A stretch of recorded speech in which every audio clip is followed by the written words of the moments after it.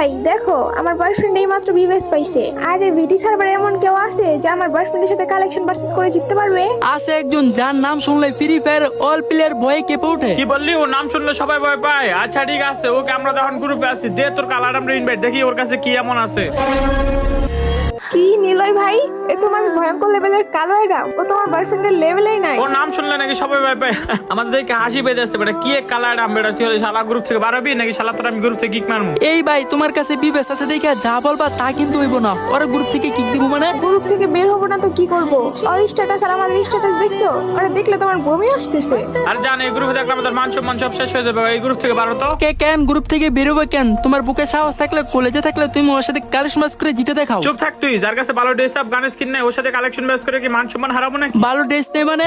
আমার এই কালের কাছে সিজন 1 থেকে অল এপি প্লাস অল ম্যাক্স আছে। আমার বাল আছে, ওর কাছে যদি এগুলো থাকতো তাহলে কি অ্যাডাম নিয়ে থাকতো? তোমাদের মনে বিশ্বাস হইতেছে না, এখনই দেখাইতেছি। তার আগে গাইস তোমরাই দেখো, আমি টিকটকে ভিডিও আপলোড না করাতে আমার আইডিটা পুরাই ফিউজ হয়ে যায়। ভিডিও আপলোড করলে ভিউ আসে না, এমন ভিউ আসলে ভিডিও করার ইচ্ছা থাকে না। তো ভালোবাসার মানুষগুলো তোমাদের কাছে একটাই রিকোয়েস্ট, এই ভিডিওতে যত পারো তত কপি লিঙ্ক করে দাও।